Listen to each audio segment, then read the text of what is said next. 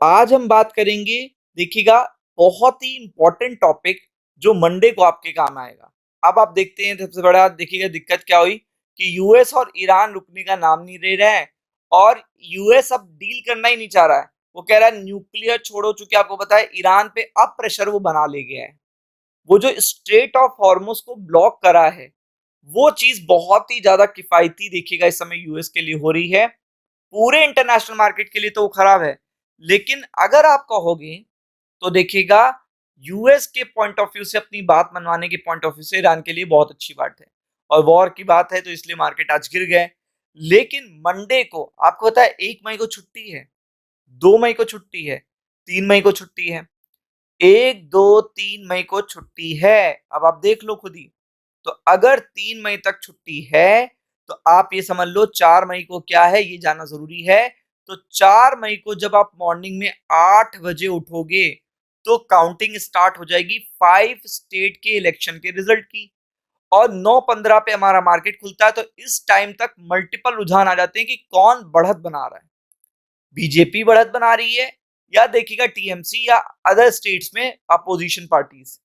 तो यहां पे अगर देखिएगा जिस तरीके के एग्जिट पोल आए हैं, अगर वैसे ही रियल देखिएगा वोटिंग पावर आपको देखने को मिलती है, रियल स्टिक पोजीशन वैसी ही देखने को मिलती है, तो आप ये समझ लीजिएगा लाइव मार्केट में स्टॉक रिकवरी करेगा, लाइव मार्केट में मार्केट रिकवरी करेगा। ये चीज ध्यान रखिएगा। बहुत बड़ी बात बता रहा हूं, बहुत बड़ी बात। तो आप सबसे पहले अगर आप देखेंगे तो वेस्ट बंगाल के एग्जिट पोल क्या कह रहे हैं, ये सबसे इंपॉर्टेंट है। अगर वेस्ट बंगाल में मल्टीपल पोल्स देखिएगा, यहाँ पे बीजेपी को बहुमत का आंकड़ा दिखाते हुए दिख रहे हैं। एक पोल ये भी कह रहा है कि कांटा पलट सकता है, लेकिन मैंने आपसे क्या कहा, जैसी सिचुएशन वैसा मार्केट।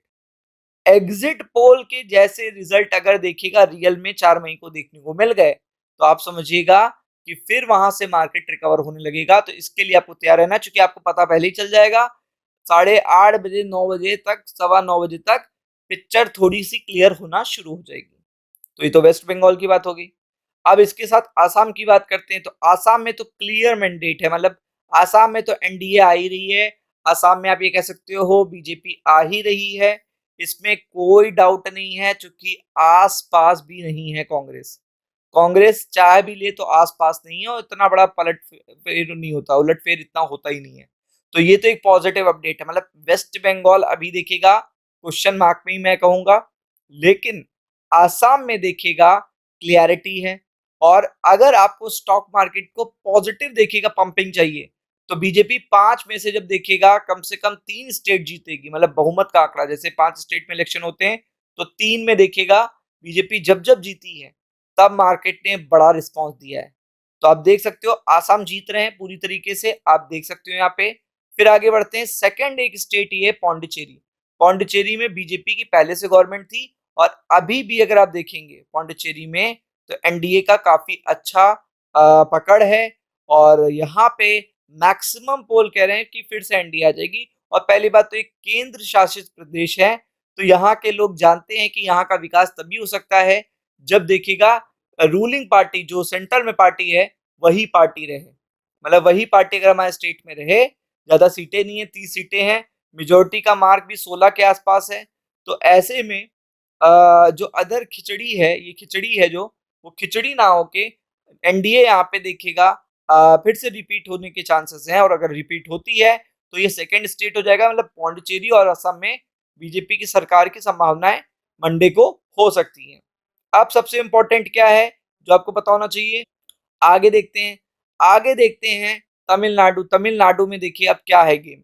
तमिलनाडु में जो एनडीए का आंकड़ा है वो अभी कम ज्यादा दिखाया जा रहा है, लेकिन लोग दिखा रहे हैं एक जगह पे बन भी सकती है और एक जगह पे ये आंकड़ा हो सकता है।